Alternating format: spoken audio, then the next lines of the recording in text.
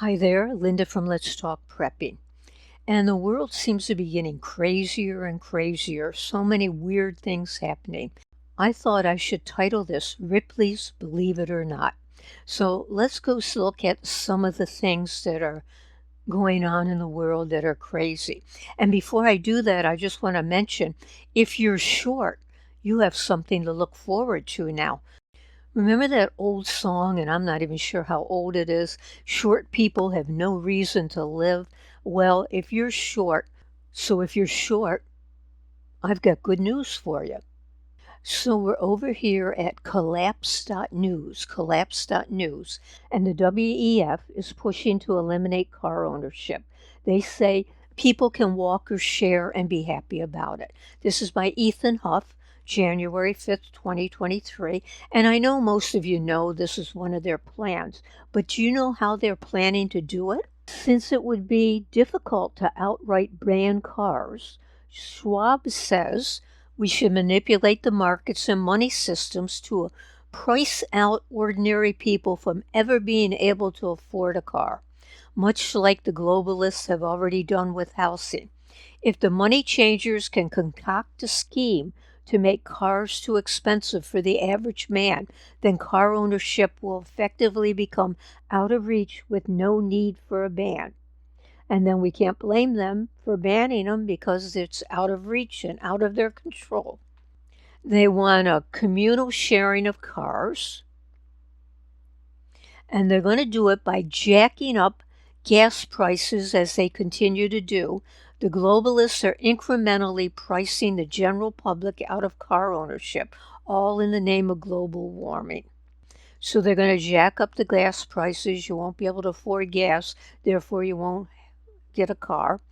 The global elites are now instructing their young global leaders that are embedded in governments around the world that far too many people own private vehicles and must be priced out of the market with massive gas price hikes. So that's their goal. And when you think about it, they all jet off to all these meetings of the World Economic Forum. Every one of them takes their own private jet. They don't even carpool or jet pool, yet they want us to get rid of cars, but they don't care if they use jets. It's just crazy what's happening out there. The other thing is from newstarget.com, the New York Times urges readers to mate with short people to stop climate change. And this is January 6th, today's date. And this woman, Mara Altman, who writes for the New York Times, said we can tackle climate change if we mate with shorter people. Since shorter people are smaller in terms of height, she feels as though reproducing more of them instead of tall people will potentially save the planet by shrinking the needs of subsequent generations. If we kept our proportions the same, but were just 10% shorter in America alone, we would save 87 million tons of food per year, not to mention trillions of gallons of water. Now, I'd really like to see the math behind that. How much less food does a short person eat? And do they really eat less food? And what's short? Is it 5 foot? 5'7"? What's tall? 6 foot? 6'5"? We don't even know. They're just defining short and tall. And because of their shortness, small-heighted people are best suited for long-term survival in a world that is rapidly collapsing. Being short will also come in handy when the time comes, ready for this, for everyone to jam into spaceships when we're all forced off this planet we've wrecked. She also advocates for targeting tall people with guns and drones because being tall now makes you a bigger target. It may also be necessary to eliminate all tall people who currently exist in order to save the planet from global warming. She advocates depriving children of certain nutritional components that she believes contribute to human bodies growing tall, strong, and healthy. So she prefers depriving the next generation of children of nutrition so they can be short and thus environmentally friendly. So if you don't think this is crazy, I don't know what is.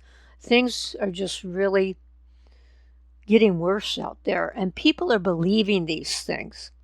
And this is newswar.com, and again, it's the New York Times op-ed, Mate with Short People to Stop Climate Change. And here's somebody who did a Twitter post.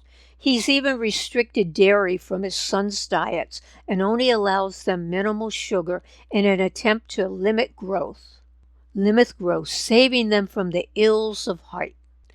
Would have been a time when this person was considered crazy, depriving them of nutrition so they wouldn't grow, and maybe their kids would have been taken from them. Now it's probably considered okay because you're doing it in the name of climate change. One other thing I wanted to look at here, well, a couple other things, but this is from Vogue, and I don't usually read Vogue, but it came up. How many clothes should we own exactly? And they're basically saying that you should buy fewer clothes so that you save the planet. You should only purchase 5 new garments a year in order to stay in line with the Paris Agreement goal of limiting global warming to 1.5 degrees Celsius. If nothing else changes, that would mean shoppers in the UK alone would need to reduce their consumption by up to 80%. Then they say you should buy secondhand garments, but only buy them if you were going to buy a new garment. You buy that instead.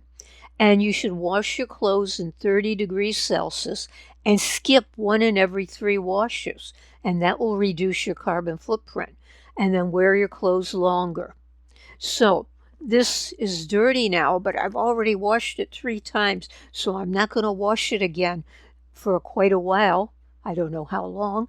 And then I will be saving the climate. I will be saving the planet. I told you things were getting crazy. And let's go over here to collapse.news and just look at some of the headlines. Brazil sends first ever corn shipment to China. Is U.S. losing its commodity trade dominance? Food inflation set to continue into 2023, offering hard-pressed American families no relief. And you can go and read what they're saying. And a federal judge won't let San Francisco clear homeless camps from the sidewalk. France edges closer to energy rationing as local nuclear plants suffer issues. Over-the-counter flu and cold medicine shortages continues across the world. And then in Japan, they want to pay families 1 million yen per child to move out of Tokyo. Now that's interesting because the World Economic Forum wants us to live in cities, and they want to have those 15-minute cities where you're no farther apart than 15 minutes for work, for groceries, etc. So now Japan seems to be going against that. A major food company in France reduces production by 80%. Energy costs just too high to stay in business. And we looked at this. WEF pushing to eliminate car ownership. China factory activity suffers biggest decline in 3 years, even after easing the COVID restrictions. So those are just some of the things that are going on in the world right now. And if you have any comments, please leave them down below. Let me know what you think about all this. And again, I'm short, so I might be one of the chosen ones now. So thanks for watching, and I hope to see you in the next video.